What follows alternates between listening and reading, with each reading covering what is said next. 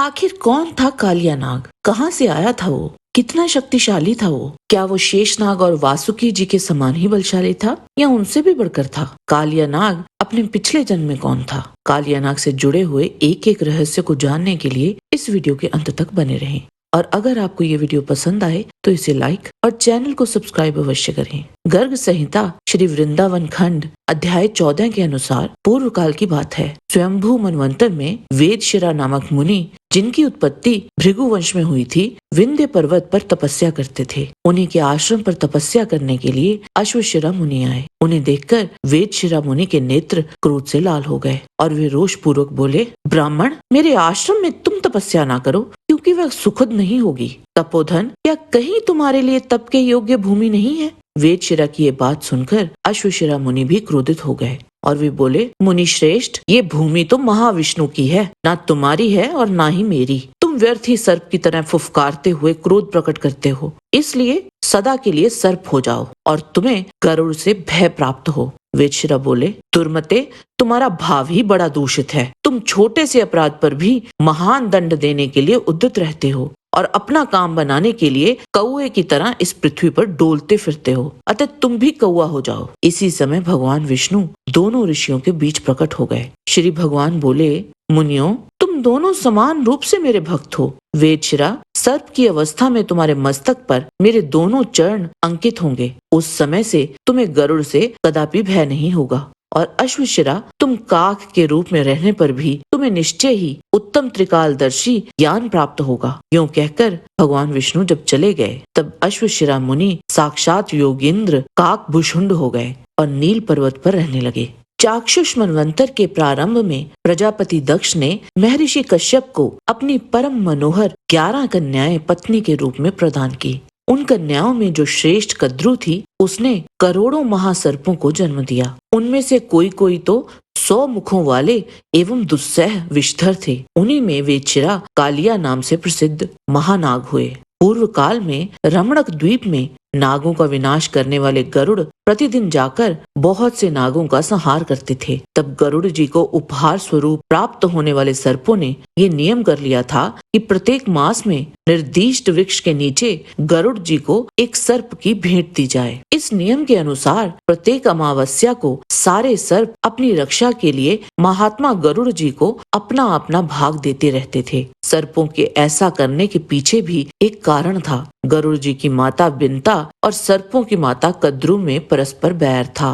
माता का वैर स्मरण कर गरुड़ जी जो सर्प मिलता उसी को खा जाते। इससे व्याकुल होकर सब सर्प ब्रह्मा जी की शरण में गए। तब ब्रह्मा जी ने ये नियम बना दिया कि प्रत्येक अमावस्या को प्रत्येक सर्प परिवार बारी बारी से गरुड़ जी को एक सर्प की बलि दिया करे। उन सर्पों में कद्रु का पुत्र कालिया नाग अपने विष और बल के घमंड से मतवाला हो रहा था। जब कालिया के घर से बलि मिलने का अवसर आया, तब उसने गरुड़ जी को देने वाली बलि की सारी वस्तुएं बलपूर्वक स्वयं ही भक्षण कर ली। ये सुनकर गरुड़ जी को बड़ा क्रोध आया, इसलिए उन्होंने कालिया नाग को मार डालने के विचार से बड़े वेग से उस पर आक्रमण किया। विषधर कालिया नाग ने जब देखा कि गरुड़ बड़े वेग से मुझ पर आक्रमण करने आ रहे हैं, तब वह अपने 101 फण फैलाकर डसने के लिए उन पर टूट पड़ा। अपने दांतों से ही गरुड़ को डस लिया। कालिया नाग की ये ढिठाई देखकर उनका क्रोध और भी बढ़ गया और उन्होंने अपने शरीर से झटक कर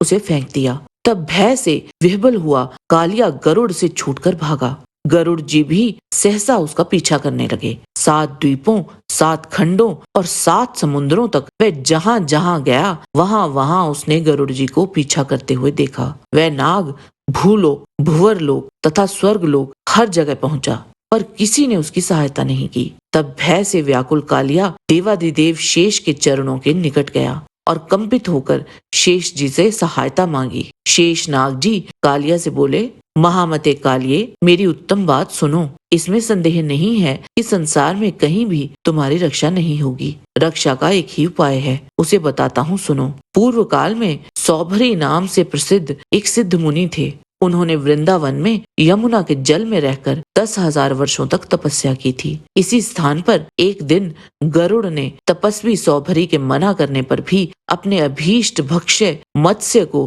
बलपूर्वक पकड़कर खा लिया। अपने मुखिया मत्स्य राज के मारे जाने के कारण मछलियों को बड़ा कष्ट हुआ। वे अत्यंत दीन और व्याकुल हो गई। उनकी ये दशा देख महर्षि सौभरी को बड़ी दया आई। उन्होंने उस कुंड में रहने वाले सब जीवों की भलाई के लिए गरुड़ को ये श्राप दे दिया, यदि गरुड़ फिर कभी इस कुंड में घुसकर मछलियों को खाएंगे तो उसी क्षण प्राणों से हाथ धो बैठेंगे। उस दिन से मुनि के श्राप से भयभीत हुए गरुड़ वहाँ कभी नहीं आते। इसीलिए कालिए, तुम मेरे कहने से शीघ्र ही वृंदावन में चले जाओ। वहाँ यमुना में निर्भय होकर अपना निवास नियत कर लो। वहाँ कभी तुम्हें गरुड़ जी से भय नहीं होगा। तभी से कालियानाग वहीं रहने लगा। भागवत पुराण दशम स्कंद अध्याय 16 के अनुसार यमुना जी में कालियानाग का एक कुंड था। उसका जल विष की गर्मी से खौलता रहता था। यहाँ तक कि उसके ऊपर उड़ने वाले पक्षी भी झुलसकर उसमें गिर जाया करते थे। एक दिन उस विषैले जल के पीते ही सब गौएं और ग्वाल बाल प्राणहीन होकर यमुना जी के तट पर गिर पड़े।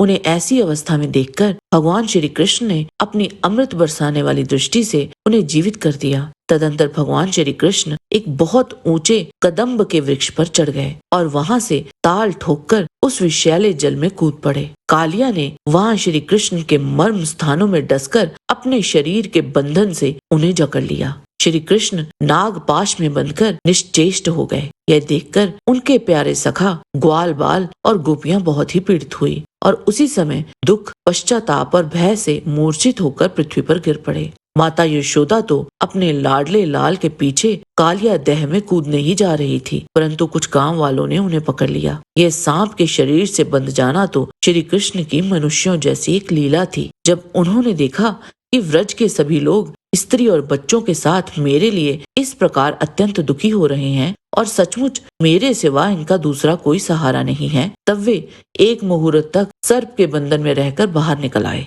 घात मिलते ही श्री कृष्ण पर चोट करने के लिए वह उनकी ओर टकटकी लगाकर देखने लगा। उस समय उसके नथनों से विष की फुहारें निकल रही थी और मुंह से आग की लपटें निकल रही थी। तब भगवान श्री कृष्ण ने उसके बड़े बड़े सिरों को तनिक दबा दिया और उछलकर उन पर सवार हो गए। कालिया नाग के मस्तकों पर बहुत सी लाल लाल मणियां थी। कालिया नाग के 101 सिर थे। वह अपने जिस सिर को नहीं झुकाता था उसी को भगवान अपने पैरों की चोट से कुचल डालते। उससे कालिया नाग की जीवन शक्ति क्षीण हो चली। वह मुंह और नथुनों से खून उगलने लगा। अंत में चक्कर काटते काटते वह बेहोश हो गया। अपने पति को इस प्रकार निर्बल होते देख नाग पत्नियां तुरंत अपनी सभी संतानों को लेकर प्रभु श्री कृष्ण की शरण में आ गई और नतमस्तक होकर उनकी स्तुति करने लगी। नाग पत्नियों द्वारा इस विनती से श्री कृष्ण त्यार्द्र हो उठे और उन्होंने कालिया नाग को अपने पाश से मुक्त कर दिया। तब वह भगवान श्री कृष्ण के सम्मुख अपने समस्त फन झुकाकर विनीत स्वर में बोला, हे स्वामी, आपको पहचानने में मुझसे भूल हो गई। कालिया नाग की ये बात सुनकर श्री कृष्ण ने कहा, सर्प, अब तुझे यहाँ नहीं रहना चाहिए। तू अपने जाति भाई, पुत्र और स्त्रियों के साथ शीघ्र ही यहाँ से समुद्र में चला जा। मैं जानता हूँ कि तू गरुड़ के भय से रमणक द्वीप छोड़कर इस देह में आ बसा था। अब तेरा शरीर मेरे चरण चिन्हों से अंकित हो गया है, इसलिए जा, अब गरुड़ तुझे नहीं खाएंगे। उनकी ऐसी आज्ञा पाकर कालिया नाग और उसकी पत्नियों ने आनंद से भरकर बड़े आदर से उनकी पूजा की और उनसे अनुमति ली। तब अपनी पत्नियों, पुत्रों और बंधु बांधवों के साथ रमणक द्वीप की, जो समुद्र में सर्पों के रहने का एक स्थान है, यात्रा की। भगवान श्री कृष्ण की कृपा से यमुना का जल केवल विषहीन ही नहीं बल्कि उसी समय अमृत के समान मधुर हो गया। जय श्री कृष्ण। आज के वीडियो में बस इतना ही।